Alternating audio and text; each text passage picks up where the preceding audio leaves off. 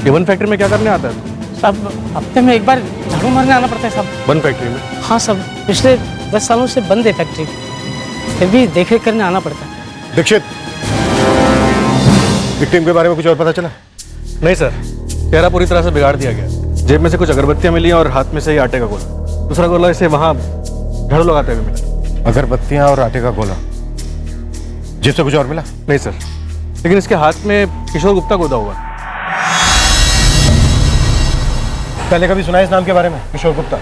मैंने सुना है साहब। साहब मेरी घरवाली का मायका भी यहीं पास में है, हिंबोरी गांव। साहब वहाँ एक किराने वाला हुआ करता था, उसका नाम किशोर गुप्ता था। जी भैया, दाढ़ी बनाने का ब्लेड मिलेगा? जरूर।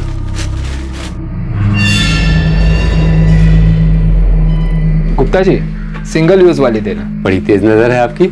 हाथों पे लिखा हुआ नाम पढ़ लिया हवलदार साहब आपने? हाँ, अरे मुझसे ज्यादा तो आपकी नजर तेज है गुप्ता जी। आज तो मैंने वर्दी भी नहीं पहनी, फिर आपको कैसे पता कि मैं पुलिस में हूँ? भाई बलदेव के दामाद हो, इसका मतलब पूरे गांव के दामाद हो। और फिर मुझे तो सबकी खबर रखनी ही पड़ती है, काम ही ऐसा है ना। साहब ये किशोर गुप्ता बड़ा ही खुश मिजाज किस्म का आदमी था। और कुछ जानते हो इसके बारे में? ज्यादा नहीं साहब, पर इतना जानता हूँ कि काफी पूजा पाठी आदमी था। और सुना है इसका एक बेटा और एक बेटी भी है, पत्नी नहीं है। वहीं गांव में रहते हैं। ठीक है, बुलाओ उनको। जी साहब।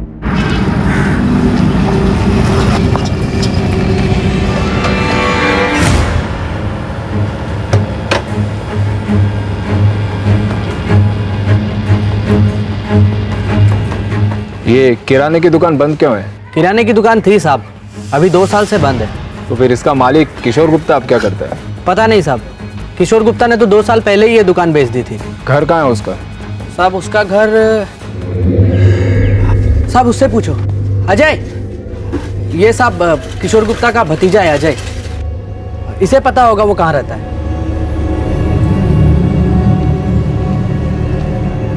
किशोर गुप्ता के भतीजे हो? हाँ साहब। उसका एक बेटा और एक बेटी भी है ना? हाँ साहब है। क्या हुआ? दोनों को बुलाओ।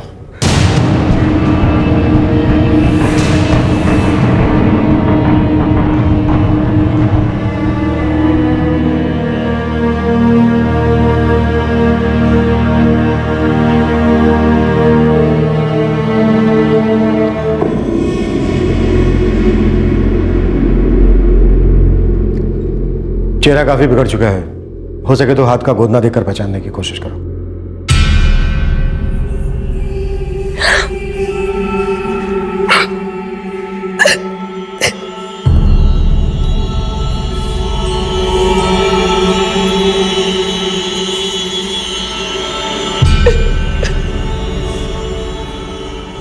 साहब, हमारे पापा पूरी दुनिया की भलाई करने में लगे रहते थे। आप किसी से भी पूछ लीजिए, गांव में सबकी मदद करते थे। हाँ सर, ससुर जी की किसी से दुश्मनी हो ही नहीं सकती थी। मनोज। जी सर। तुम्हें किसी पर शक है? तुम दोनों साथ में रहते थे, उनकी पैसों को लेकर किसी के साथ कोई अनबन? नहीं साहब, सब कुछ ठीक ठाक ही चल रहा था। देखो, पोस्टमार्टम रिपोर्ट आने के बाद ही तुम लोग उनका अंतिम संस्कार कर सकते हो। फिलहाल जा सकते हो, जरूरत पड़ी तो फिर से बुलाएंगे। जी सर।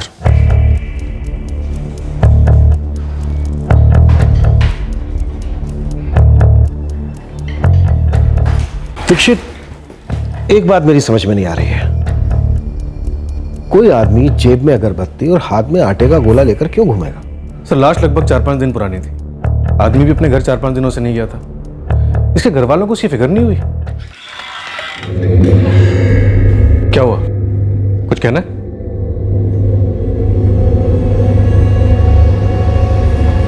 साहब, वो आप दुश्मनी के बारे में पूछ रहे थे ना? कुछ याद आया तुम्हें? साहब हमारा पड़ोसी है तेजपाल, पूरा नाम तेजपाल कुशवाहा। उस पर शक क्यों है तुम्हें? वो आए दिन पापा से झगड़ा करता रहता था। पूजा पूजा पूजा, ये पूजा नहीं है किशोर, पागलपन है। रात के 1 बज रहे हैं। मेरा मुहूर्त खराब कर रहा है तेजपाल, बहुत बुरा होगा। यकीन कर बर्बाद हो जाएगा तू। अरे और क्या बर्बाद हो जाऊंगा मैं? रातों की नींदें तो तूने मेरी वैसे ही बर्बाद करके रखी है। मनोज, किसी दिमाग के डॉक्टर से इलाज करा, तेरे बाप का पागल हो गया ये। इलाज तो तेरा होगा मूर्ख। दुनिया का कोई डॉक्टर बता नहीं पाएगा कि तुझे हुआ क्या है। मुझे धमकी दे रहा तू जानता नहीं है किशोर कि मैं क्या कर सकता हूं। पूजा करेगा ना तू? पूजा करेगा? चल एक बार और पूजा कर। तुझे हमेशा के लिए तेरे उसी भगवान के पास पहुंचा दूंगा मैं।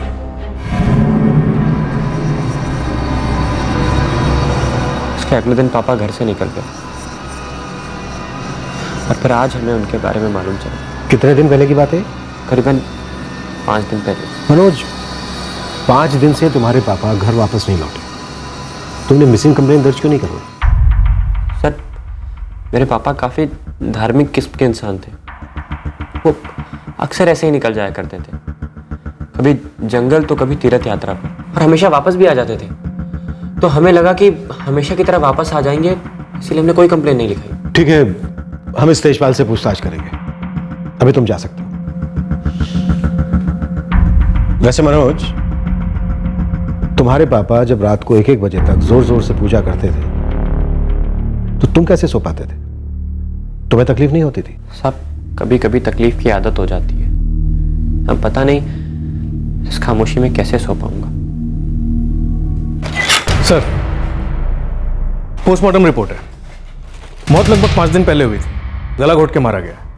उसके बाद पत्थर से चेहरा बिगाड़ दिया गया ताकि विक्टिम को कोई पहचान ना सके और कातिल को भी। दीक्षित, इस तेजपाल कुशवाहा से मिला हो। अधेड़ उम्र का किशोर गुप्ता देर रात को पूजा पाठ करता था, एक हफ्ते घर से गायब रहता था, जिसकी किराने की दुकान पिछले 2 साल से बंद थी और जिसकी लाश के हाथों में आटे के गोले और जेब में अगरबत्तियां पाई गई थी। इस व्यक्ति को आम साधारण आदमी तो कहा नहीं जा सकता था और जाहिर है कि यह मर्डर भी आम साधारण जुर्म नहीं था। पुलिस का पहला सस्पेक्ट था एक पड़ोसी जो किशोर गुप्ता के पूजा पाठ से बहुत परेशान हो गया था, तेजपाल कुशवाहा।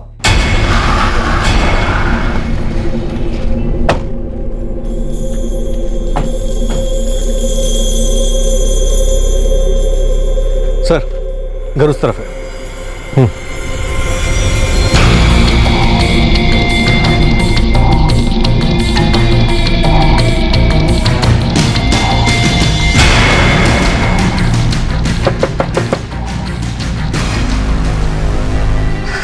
जी, तेजपाल कुशवाहा है घर पे?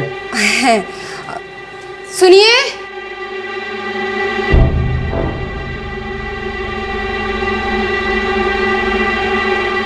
जी, ये मेरी पत्नी दर्शना है। हम लोग यहाँ पास की फैक्ट्री में खाना सप्लाई करते हैं। वही फैक्ट्री जो पिछले 10 साल से बंद है, जहां से हमें आपके पड़ोसी किशोर गुप्ता की लाश मिली। जी, किशोर के मर्डर के बारे में हमने भी सुना है। आपने तो उसे रात के 1-1 बजे तक सुना होगा, झेला होगा। जी, तकलीफ तो बहुत होती थी।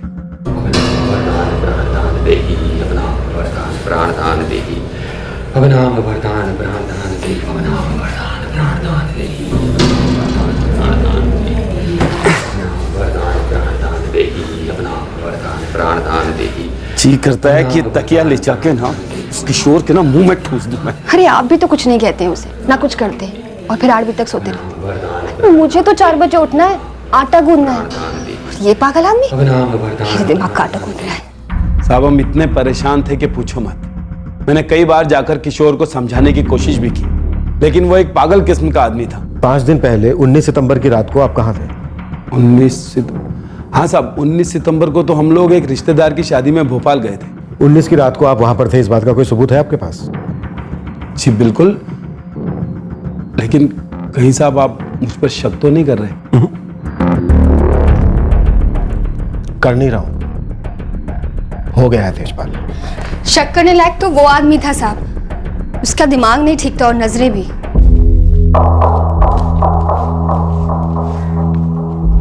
अरे दर्शना। जी किशोर जी। अच्छा, एक बात बताओ, अभी तक तुम लोगों को बच्चा क्यों नहीं हुआ? आपसे मतलब? अरे रुको तो, मतलब यही बात कर रहा हूँ। मेरी बात मानोगी तो तुम्हारी गोद भरेगी। आप मेरा रास्ता छोड़िए। अरे दर्शना। जी हाँ साहब, मेरी पत्नी पर बुरी नजर थी उसकी। दिन भर कोई ना कोई उल्टी सीधी हरकत करता था और रात में पूजा पाठ। जीना हराम करके रखा था उसने हमारा। हमें आप दोनों के फोन नंबर चाहिए। जी हाँ, ले लीजिए।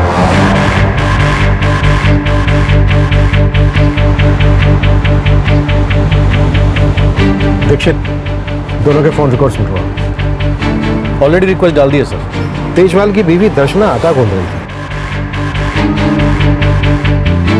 और लाश के हाथ में भी एक आटे का गोला था।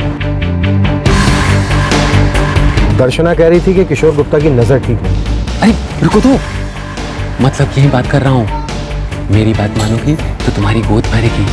कहीं ऐसा तो नहीं कि तेजपाल और उसकी बीवी ने मिलकर मार डाला हो किशोर गुप्ता को? सर देखा जाए तो तेजपाल और दर्शना के पास काफी वजह थी किशोर को मारने की। अपने खबरों से कहो कि इन दोनों का कच्चा चिट्ठा निकालें और उस फैक्ट्री में भी पता करो जहां इनके घर से खाना जाता है। कोई कसर मत छोड़ो।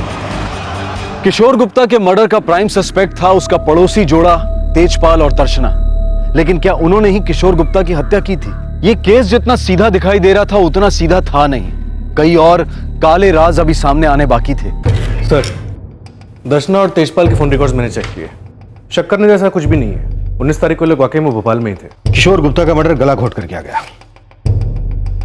मतलब सुपारी किलिंग तो नहीं हो सकती। मर्डर करने के बाद उसका चेहरा पूरी तरह से बिगाड़ दिया गया ताकि शनाख्त ना हो सके। कौन हो सकता है जो किशोर गुप्ता से इतनी नफरत करता हो?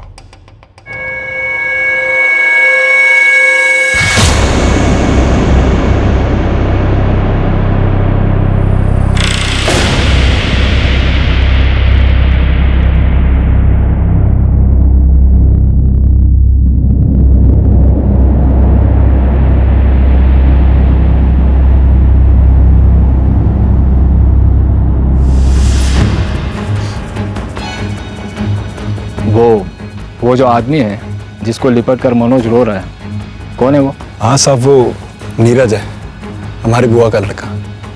वो और मनोज साथ में फैक्ट्री में काम करते हैं।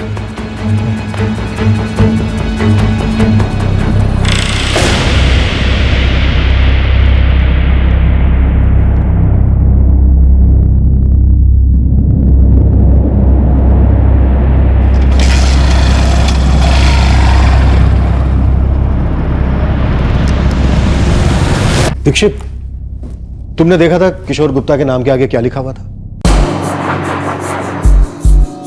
भगत। भगत एक तरह का बाबा होता है। हाँ सर, रात को 1 बजे मंत्र पढ़ना, तेजपाल की बीवी को बच्चा होने के उपाय बताना, ये कोई जादू टोना वगैरह कर रहा था क्या? हो सकता है। और जहां काला जादू वहां काली करतूत है।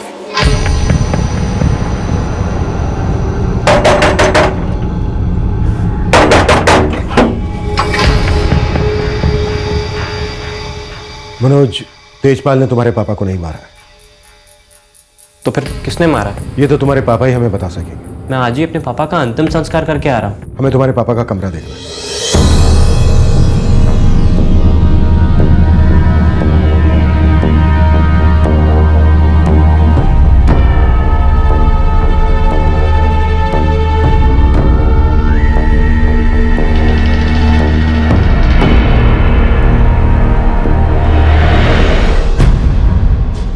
क्या है ये सब?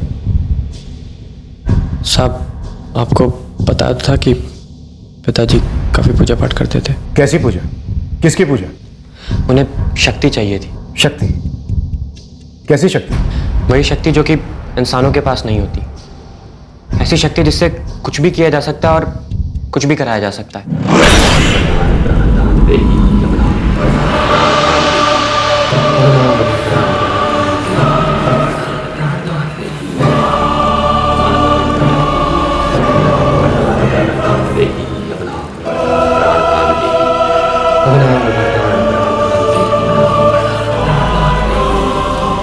साहब, मेरे पापा तांत्रिक थे।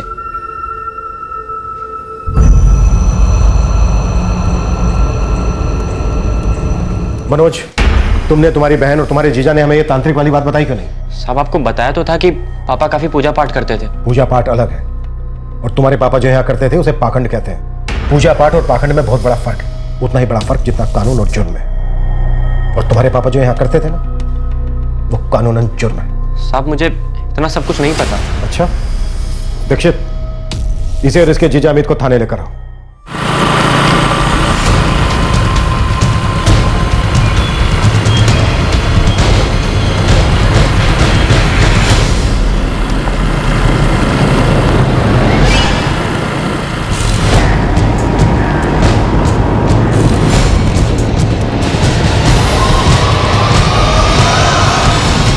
तुम्हारे पापा ने झाड़ फूंक का काम कब से शुरू किया? साहब 4 साल पहले तक सब ठीक ठाक था। दीदी की शादी होने वाली थी और पापा काफी परेशान थे। ऐसे बात लगेगा, ठीक है ना? मनोज, आज से किसी को भी उधार मत दे। अब देख, ये जितने खाते हैं ना, सबके घर जा और नगद लेके आ। वैशाली की शादी है, बहुत खर्चे हैं बेटे। जी बाबा। और थोड़ी देर अकेले दुकान संभाल, मैं जरा मंदिर होके आता हूँ।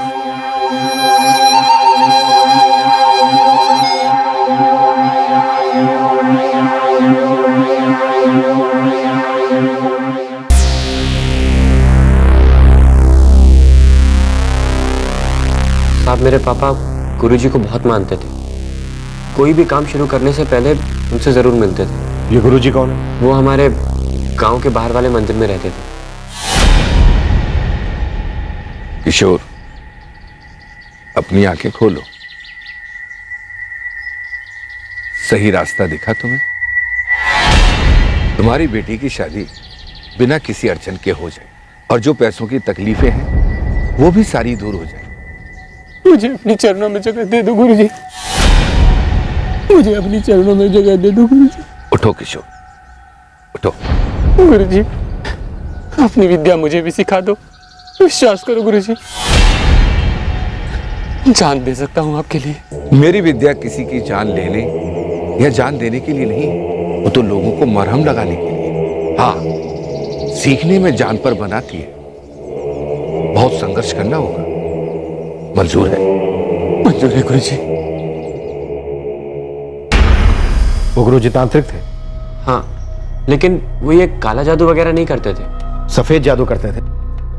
जादू होता भी था, तुमने खुद देखा कभी? नहीं साहब, मैं खुद तो कभी नहीं देखा और मुझे नहीं लगता कि ये जादू वादू कुछ होता है। पर पता नहीं ऐसा क्या घुस गया था पापा के दिमाग में। वैशाली, अब तू ही समझा अपने पापा को। अरे दुकान किसी और को दे रहे चलाने के लिए, खुद चले जाएंगे पहाड़ों में, संन्यास ले रहे। मैं कोई संन्यास नहीं ले रहा हूं और ना ही मैं कहीं बाहर जा रहा हूं। मैं तो अपने अंदर जा रहा हूं। देखो, जिस चीज के बारे में तुम लोगों को पता नहीं है उसमें दखल मत दो। पापा, लेकिन दुकान किसी और को देने की क्या जरूरत है? बेटी, मेरे गुरुजी ने मेरा भविष्य देखा है। ये दुकान अब मेरे लिए बहुत छोटी पड़ जाएगी। मुझे तो अपने अंदर के ब्रह्मांड को चलाना है, उसे काबू में करना है। लेकिन पापा, अपना मनोज संभालेगा ना दुकान? ये करेंगे ना मदद? जी बाबूजी, हम लोग हैं ना, हम लोग संभालेंगे दुकान।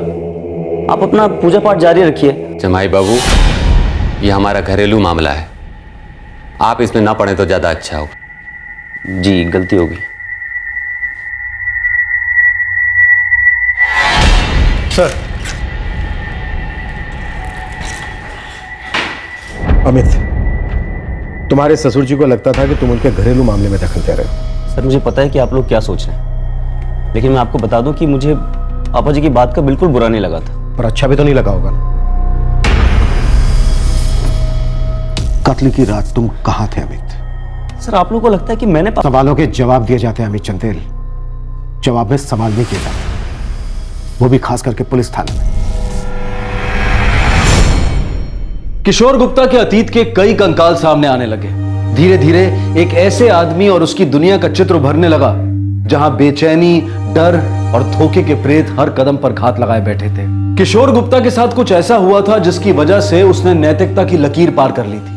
लेकिन सवाल यह था कि क्या यह लकीर सिर्फ किशोर गुप्ता ने पार की थी?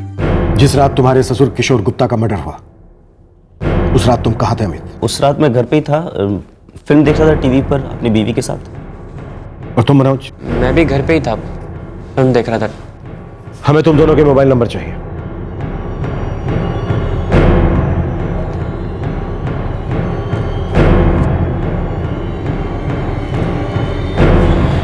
किशोर गुप्ता की पैसों को लेकर किसी के साथ कोई अनबन हुई थी?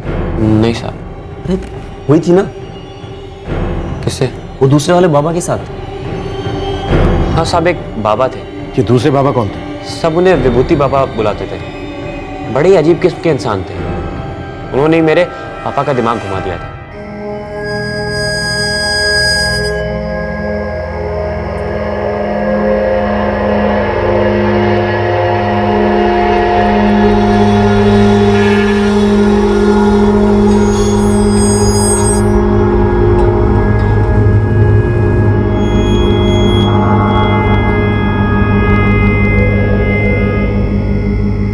किशोर गुप्ता, बोलो कैसे आना हुआ? आपने मुझे पहचान लिया? जब भक्त गुरु के लिए तैयार हो जाता है तो गुरु उसे पहचान लेता है। तुम मेरी शरण में आए हो, है ना? आपके बारे में काफी सुना है मैंने, इसीलिए आपके पास आया हूं। 3 शर्तें हैं, 2 बड़ी आसान है, एक बहुत मुश्किल। क्या शर्त है बाबा? ये आदमी जो यहां से भी गया, हाँ, कोई बहुत बड़ा अमीर आदमी लग रहा था। हमारे लिए बहुत छोटा आदमी।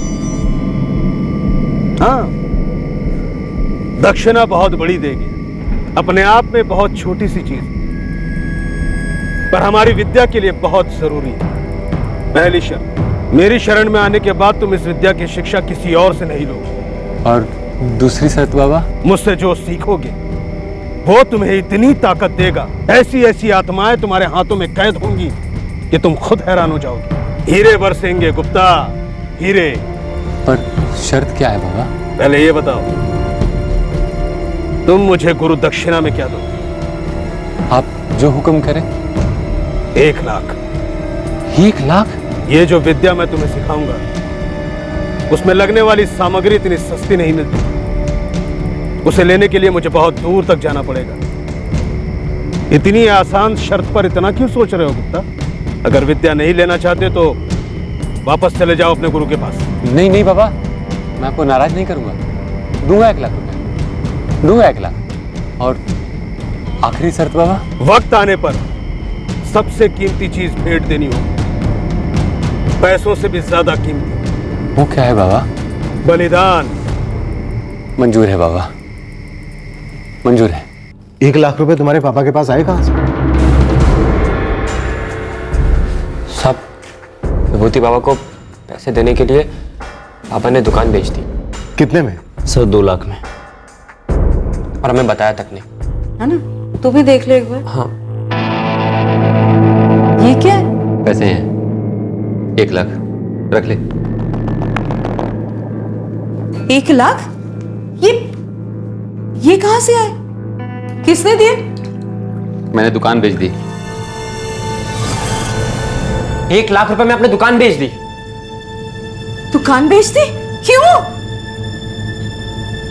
1 लाख में नहीं, 2 लाख रुपए में बेची है। 1 लाख रुपए विभूति बाबा का गुरु दक्षिणा। अब देखना गंगा, हीरे बरसेंगे हीरे।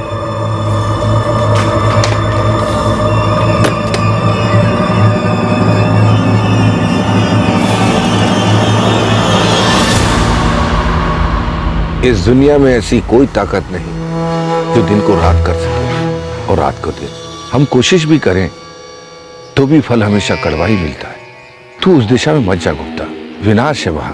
गुरुजी, मैंने ये फैसला ले लिया है। मुझे वो ताकत चाहिए, किसी भी कीमत पे। सबसे बड़ी कीमत तो तू जानता ही है ना। फिर भी जाएगा? जाऊंगा गुरुजी। पापा ने विभूति बाबा को 1 लाख रुपए दे दिए और फिर उनकी शिक्षा शुरू हुई। दक्षिणा? पूरे 1 लाख है बाबा।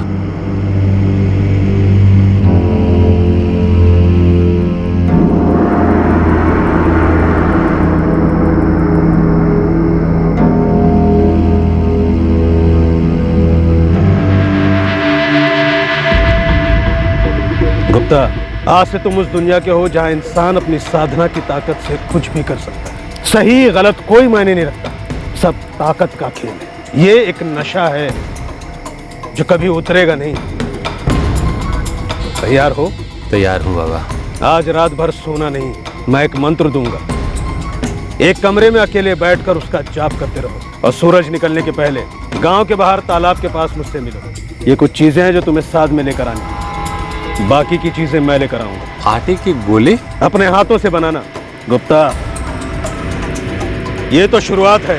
ऐसे ऐसे तंत्रों की ताकत बताऊंगा तुम्हें कि किसी को भी अपने वश में करो। आप धन्य हैं, धन्य हैं। या वैदि शक्ति रूपम सर्वनाशम दुष्मनम दुष्पनम सर्वनाशम शक्ति देहि मोहि दुष्मनं पापनाशं शक्ति मोहि मातृभवं शक्ति देहि मोहि दुष्मनं पापनाशं शक्ति मोहि मातृभवं चटपट शक्ति देहि मोहि शक्ति देहि चटपट पापनाशं दुष्मन्नाशं शक्ति देहि मोहि शक्ति देहि या देवी शक्ति देहि मोहि शक्ति देहि ह्रम ह्रम किशोर सठिया गया है क्या? अब तो गंगा भाभी भी बहुत परेशान रहती है। मनोज,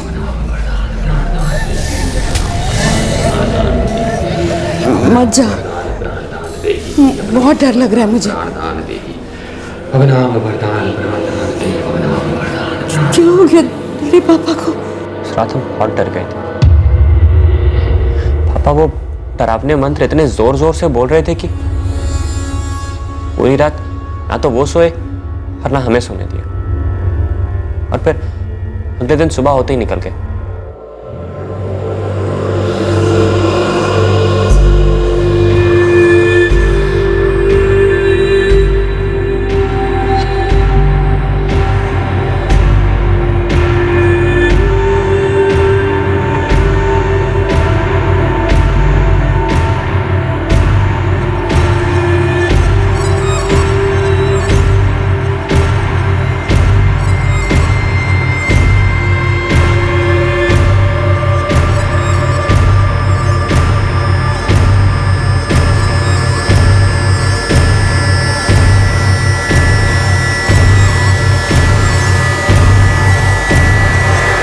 विभूति बाबा भाग गया था।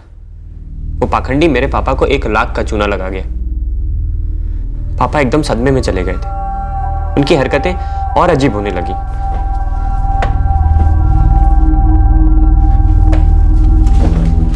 अरे ये क्या ढूंढ रहे हैं आप? बाकी के 1 लाख कहाँ गए? वो किस लिए चाहिए? विभूति बाबा कहीं चले गए। शायद उनका कहीं से बुलावा आ गया है। आपके विभूति बाबा हमारे 1 लाख रुपए लेकर भाग गए। इस बात को मान क्यों नहीं लेते आप? चुप कर मनोज, तू बीच में ना पड़। मनोज बीच में ना पड़े, मैं बीच में ना पड़ूं। वैशाली चुप रहे। जमाई बाबू को डांट दिया आपने। जो मर्जी करेंगे आप। तू पैसे नहीं देगी तो हमेशा के लिए घर छोड़ के चला जाऊंगा। माँ तुम पैसे नहीं दोगी। ठीक है, आइंदा तुम लोग की शक्ल नहीं देखूंगा मैं। रुकिए। माँ तुम पैसे नहीं। मनोज चुप कर तू।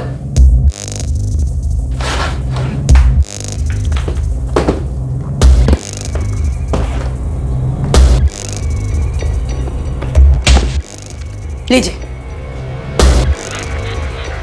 गंगा, अब देखना तुम, विभूति बाबा के आने के पहले ये विद्या मैं खुद सीख लूंगा। हीरे बरसेंगे गंगा। दुकान बिक गई। घर में जो पैसे थे वो भी पापा लेके चले गए। अब हमारे खाने के लाले पड़ गए थे। लेकिन पापा को हमारी कुछ नहीं पड़ी थी। उन्हें अभी भी अपनी विद्या की पड़ी थी।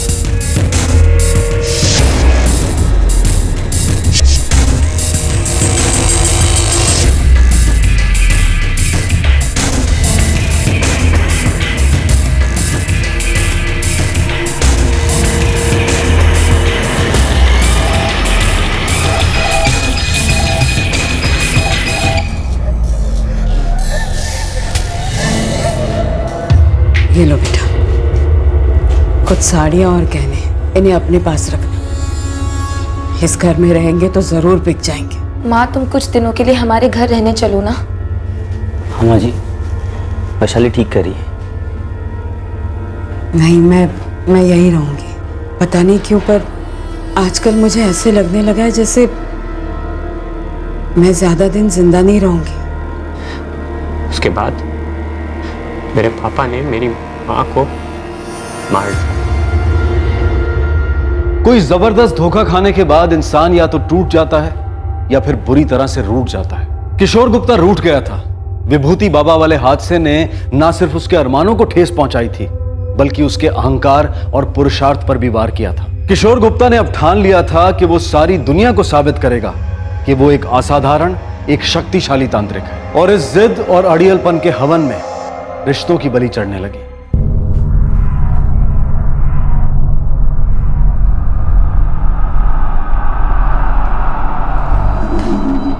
पापा, आप अपनी पूजा वगैरह चालू रखिए, लेकिन माँ को इस वक्त डॉक्टर की जरूरत है। उनकी हालत तो देखिए, कितना तेज बुखार है। पापा, माँ पानी तक की उल्टी कर रही है। गंगा, मुंह खोलो। दवाई का वक्त हो गया है। पापा जी, माँ जी का पूरा बदन पीला पड़ गया है, इनको पीलिया हुआ है शायद, तुरंत अस्पताल लेके जाना चाहिए। तुमको, तुम सबको, डॉक्टर को, सबको यही लगेगा कि इसे पीलिया हुआ है, लेकिन मुझे साफ दिख रहा है इस पीले पर्दे के पीछे एक काला सांप बैठा है जो मेरी तपस्या भंग करने के लिए इसे तड़पा रहा है। कोई डॉक्टर वॉक्टर की जरूरत नहीं है, ये मेरी पत्नी है, मैं ही इसका इलाज करूंगा। पहले इस काले सांप का शिकार तो कर लूं। तुम लोग जाओ यहां से बाहर, जाओ। लेकिन पापा जी, माँ जी की तब फिर से हमारे पारिवारिक मामले में दखल। जाइए आप लोग।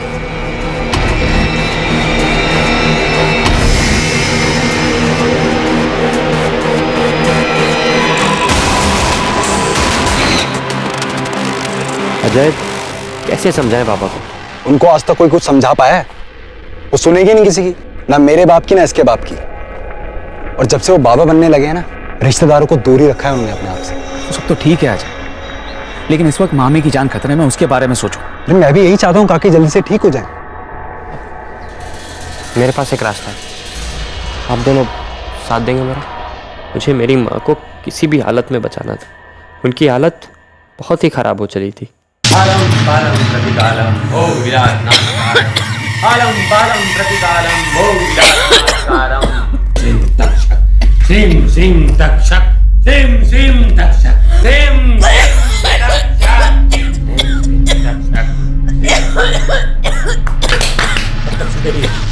कब तक छुपेगी तू? बाहर निकल। तू मेरे घर में घुसने की कोशिश की है, अब तेरा मौत तेरे सामने खड़ा है चुड़ैल। बाहर निकल, निकल बाहर।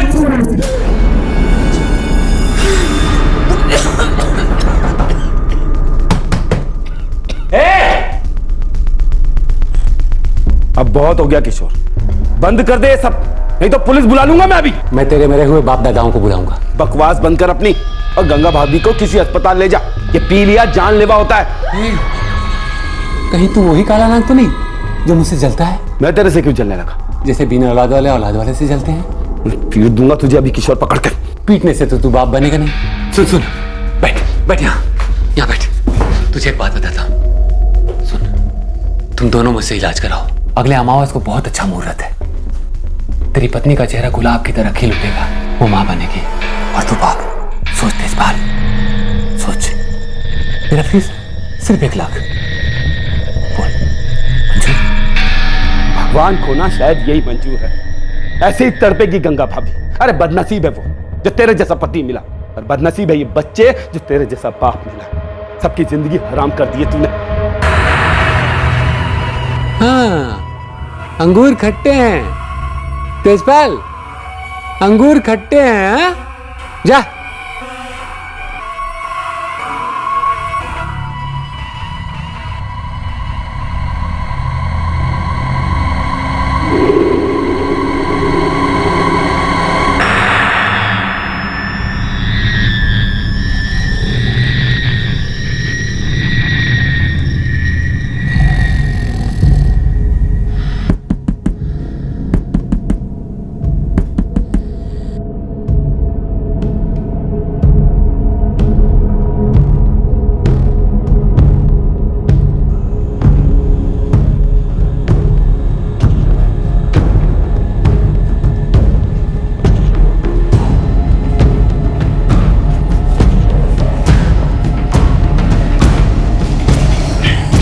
रुको।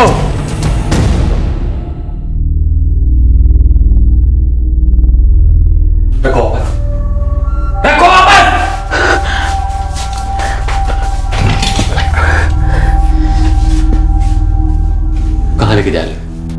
अस्पताल। काका बहुत खराब हालत है गंगा काकी। मामा जी आप चाहे जो भी कर लीजिए, हम मामी को अस्पताल लेकर ही जाएंगे। मेरे लाश से गुजर के जाना होगा।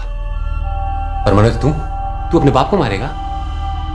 पता है ना, पूरी जिंदगी मैं तुझे कितना तड़पाऊंगा। मेरे शक्तियों का अंदाजा नहीं है तुम लोगों को। दफा जाओ, इससे पहले कि मेरे मुंह से कोई श्राप निकले। दफा जाओ। पापा ने किसी की नहीं सुनी और मां चल बसी तड़प तड़प के। हाँ सर, पापा जी में कोई बदलाव नहीं था, वो जैसे के तैसे थे, अपनी दुनिया में मगन। पापा दरवाजा खोलिए। पापा मां जा चुकी है। पापा पापा पापा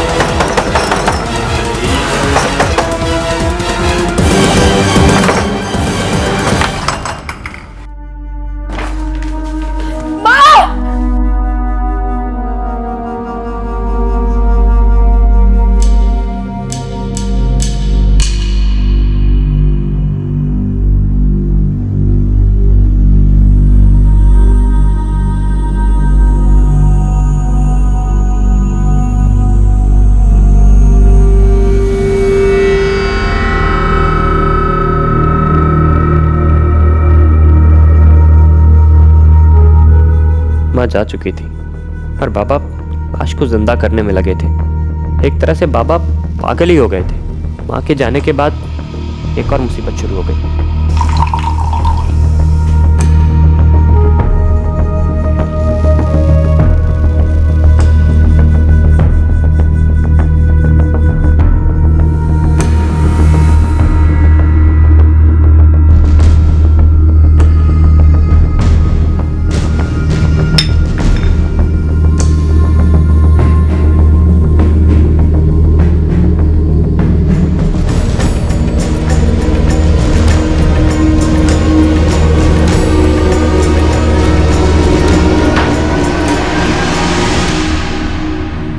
मनोज, शायद तुम्हारी मां के जाने के बाद तुम्हारे पापा सदमे में थे, उन्हें पछतावा हो रहा था। ऐसा कुछ नहीं था साहब, वो सिर्फ अपने बारे में सोचते थे। और अगर उन्हें किसी बात का पछतावा था तो इस बात का कि वो अपनी तंत्र विद्या से मां को बचा नहीं पाए। हाँ सर, पिछले कुछ समय से तो बहुत ही डरावने काम करने लगे थे। और एक दिन तो मुझसे रहा नहीं गया साहब। मैं फैक्ट्री से थका हारा घर लौटा और तब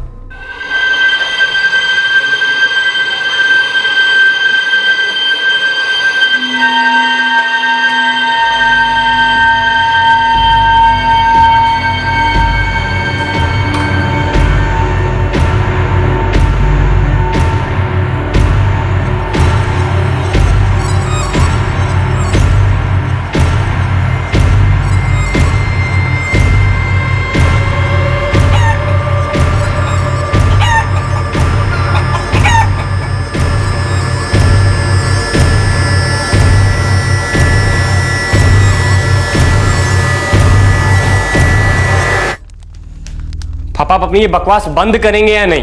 बेटा, जिसे तुम बकवास कह रहा है वही तुम्हें एक दिन राजा बनाएगा। सारी दुनिया तुम्हें तांत्रिक किशोर बाबा के बेटे के नाम से जानेगी। पापा मुझे ये सब कुछ नहीं चाहिए। मुझे तो मेरे बस वही पुराने पापा चाहिए जो कि सबकी मदद करते, कोई बिना किसी जादू टोने के। बेटा, मैं वही पापा हूं। तुझे इस बात का अंदाजा नहीं कि मेरे साथ क्या क्या हो रहा है, कैसी कैसी शक्तियां मेरे अंदर आ रही हैं। पापा आप ये क्या बकवास कर रहे हैं? कल रात उस दिव्य शक्ति ने मुझे बताया कि उन सारी शक्तियों को पाने से मैं सिर्फ एक कदम दूर हूं। आप ये क्या बोल रहे हैं? मुझे कुछ समझ में नहीं आ रहा है। सिर्फ एक कदम, एक बलि। बलि? क्योंकि उन ताकतों को पाने के लिए उन सारी शक्तियों को खुश करना पड़ता है, और वो शक्तियां बलि से ही खुश होती हैं। लेकिन वो बलि कोई छोटी मोटी बलि नहीं। बलि तो आप पहले ही दे चुके। मां की मौत किसी बलि से कम नहीं थी। लेकिन क्या हुआ? आई कोई ताकत आप में? नहीं ना। पापा आप इस बात को समझ क्यों नहीं जाते कि आप जो भी कर रहे हैं झूठ है, पाखंड है। ना तो आप में कोई शक्ति थी और ना कोई आप में शक्ति आएगी। एक बली हो जाने दो, फिर तुम्हारी राय खुद ब खुद बदल जाएगी।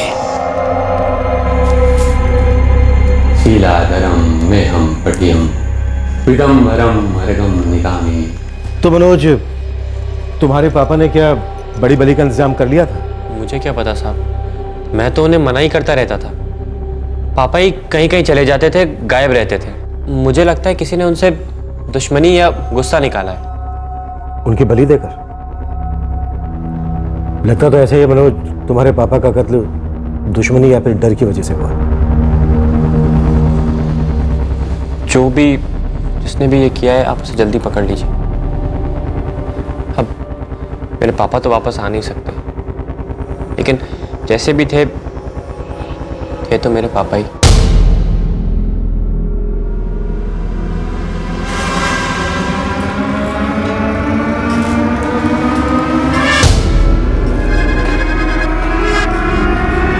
हाँ मनोज, मैं भी यही सोच रही थी, इस घर को बेच देना ही ठीक रहेगा। पता नहीं दीदी, लेकिन अभी भी मुझे रात को नींद नहीं आती, डर सा लगा रहता है। अभी डर तो लगेगा। वैसे मनोज, घर बिकने तक अगर तुम चाहो तो हमारे यहाँ आके भी रह सकते हो। मैं भी यही कहने वाली थी, तो आज ही आ जा। सर, ये फोन दीक्षित, ये जो दो बाबा थे, एक जिसने गुप्ता को विद्या सिखाई और दूसरा जिसने उसको धोखा दिया, गुरुजी और विभूति बाबा सर। अपने खबरियों को एक्टिव करो और इन दोनों बाबा को ताबे में ले लो। हो सकता है इन दोनों बाबा का हाथ हो गुप्ता के मैडम। सर शायद इन बाबाओं की इन्वॉल्वमेंट हो, पर एक बार ये फोन रिकॉर्ड देख लीजिए।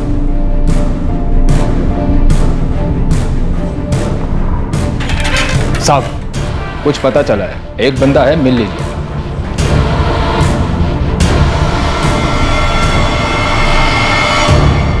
पुलिस इस केस को क्रैक करने से सिर्फ एक कदम दूर थी। एक बड़ी बलि चढ़ाने की फिराक में निकले तांत्रिक किशोर गुप्ता का कातिल कौन था, यह पुलिस ने लगभग भांप लिया था, लेकिन इस कत्ल का कारण क्या था, यह अभी तक साफ नहीं था।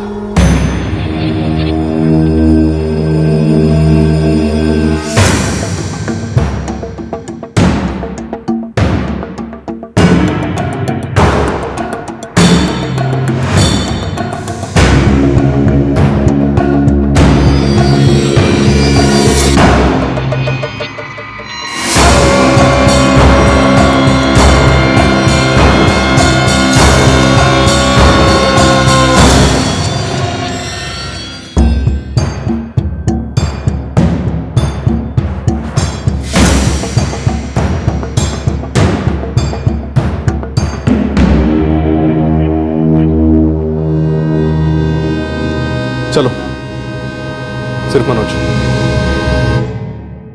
मनोज, तुम्हारे पापा के सबसे बड़े दुश्मन थे खुद तुम्हारे पापा। उन्हें ज्यादा ताकत चाहिए थी। हो सकता है बड़ी बली के लिए उन्होंने खुद की जान ले ली। आखिरी के दिनों में तो वो इतना पीने लगे थे कि उन्हें किसी बात का होश नहीं रहता था। हो सकता है कि उन्होंने खुदकुशी की हो, पर ऐसा हुआ नहीं, क्योंकि तुम्हारे पापा की मौत गला घोटने की वजह से हुई। कोई भी आदमी अपने दोनों हाथों से अपना गला नहीं घोट सकता। पत्थर से उनका चेहरा निकाला गया। कोई भी आदमी खुद पत्थर से अपना चेहरा नहीं बिगाड़ सकता। तुम्हारे पापा खतरनाक बन गए थे। अगर वो नहीं मारे जाते तो किसी दूसरे की जान ले लेते, बड़ी बली के लिए। जी साहब, बड़ी बली का भूत तो उनके सर पे चढ़ गया था। और तुम उस भूत से इतना डरे कि तुमने खुद अपने पापा की जान ले ली।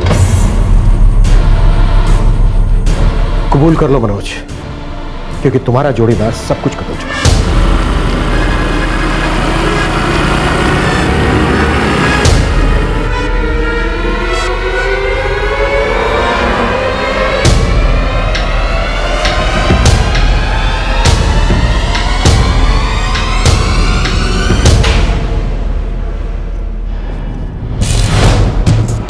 नीरज, तुम मनोज की बुआ के लड़के हो ना, और उसके सबसे अच्छे दोस्त भी।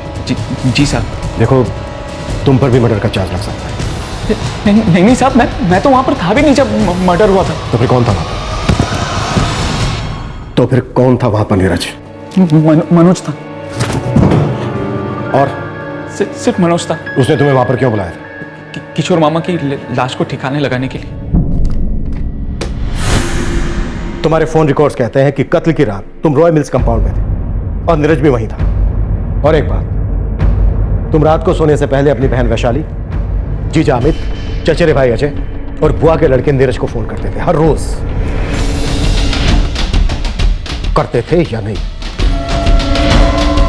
जी। और वो तुम इसलिए करते थे क्योंकि तुम डरते थे।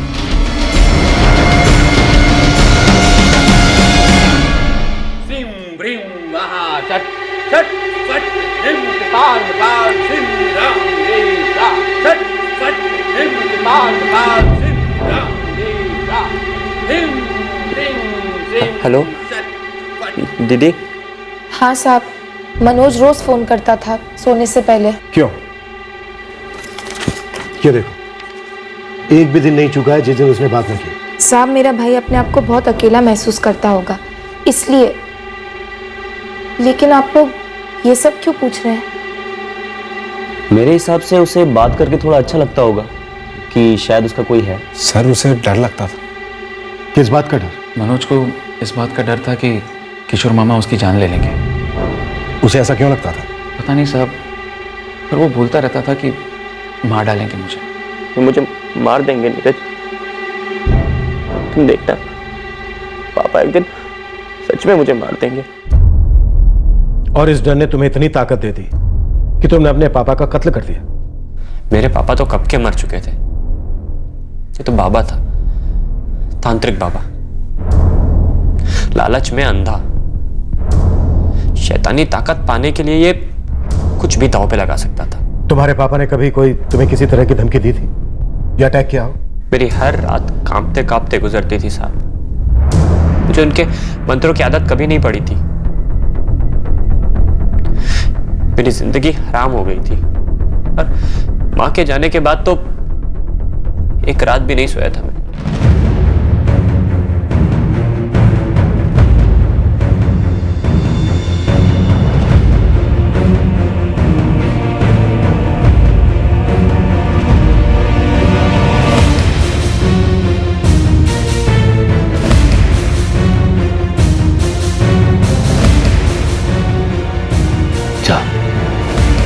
ढूंढ के लाओ।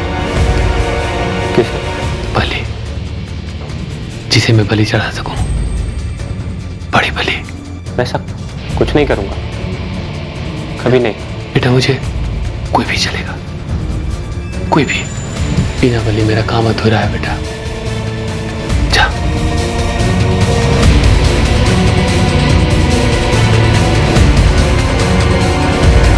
जिस तरह से पापा ने मुझे देखा, मैं समझ गया था कि वो मुझे भी मार सकते हैं।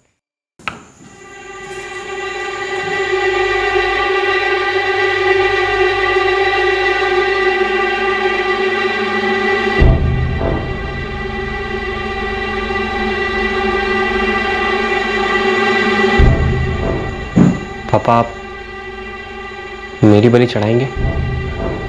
बेटा, अपने पापा से इतना प्यार करता है? नहीं, अपने आप से थोड़ा ज्यादा।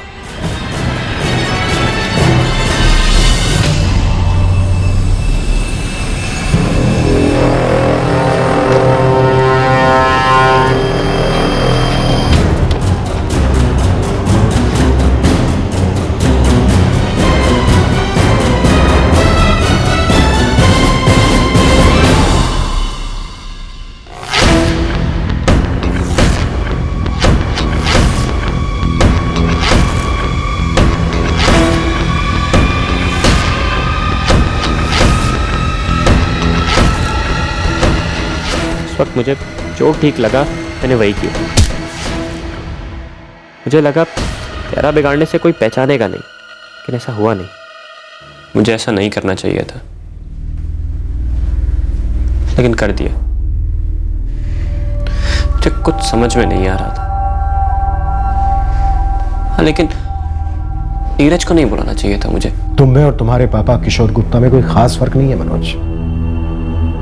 तुमने पूरे होशो हवास में अपने पिता की हत्या की। जब इंसान दूसरे की जिंदगी की परवाह किए बगैर सिर्फ अपने बारे में सोचता है तो यह भी एक तरह का स्वार्थ होता है मनोज। और एक बात,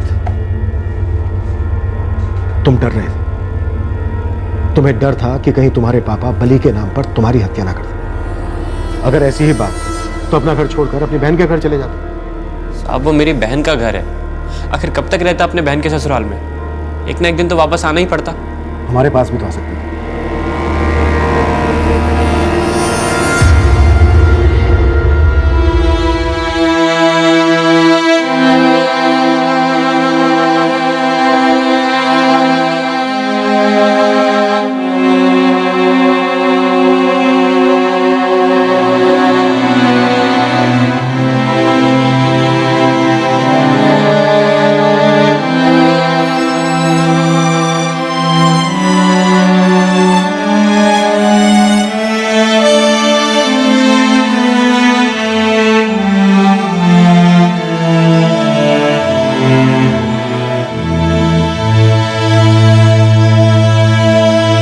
मनोज गुप्ता पर आईपीसी की धारा 302, 201 और धारा 34 के तहत हत्या, सबूत मिटाने और पुलिस को गुमराह करने के चार्जेस लगाए गए हैं। नीरज गुप्ता को भी धारा 201 के तहत गिरफ्तार किया गया है। मनोज और नीरज दोनों इस वक्त जुडिशियल कस्टडी में हैं। हम में से ज्यादातर लोग श्रद्धा और जादू टोने के बीच के फर्क को समझते हैं। कुछ नहीं तो अक्सर बेसिक कॉमन सेंस हमें इस अंधश्रद्धा का शिकार होने से रोकती है। लेकिन जब जीवन में तनाव का पलड़ा भारी हो जाता है, लालच गिरेबान को कस लेता है, तब हम में से ही कई लोगों की लॉजिकल सोच विभूति बनकर हवा हो जाती है और हम पाखंड, नौटंकी और पिछड़ेपन के दलदल में धंसते चले जाते हैं। मनचाहे रिजल्ट्स जब नहीं मिलते तो हम और धंसते जाते हैं और पहुंचते हैं जुर्म के तहखाने में। कुदरत और नियति को अपने वश में करने का प्रयास सरासर बेवकूफी है जो खतरनाक जुर्म को जन्म दे सकता है। और ऐसा आए दिन होता है। जब भी हमारे या हमारे चाहने वालों के अंदर ऐसा डर या लालच पैदा हो तो उसे एक वार्निंग, एक दस्तक समझकर तुरंत सतर्क होने की जरूरत है। काला जादू, सफेद जादू, ये सिर्फ एक बेतुकी सोच है। इससे न कभी किसी का भला हुआ है और ना ही होगा। आपसे फिर मुलाकात होगी क्राइम पेट्रोल सतर्क में एक और नए केस के साथ। तब तक अपना ख्याल रखें, सुरक्षित रहें, पूरी श्रद्धा के साथ अंधश्रद्धा से लड़ते रहें और याद रखें, सही वक्त, सही कदम, सतर्क रहें। जय हिंद। इस तरह के और भी एपिसोड देखने के लिए हमारे चैनल को सब्सक्राइब करें और बेल आइकन दबाना ना भूलें।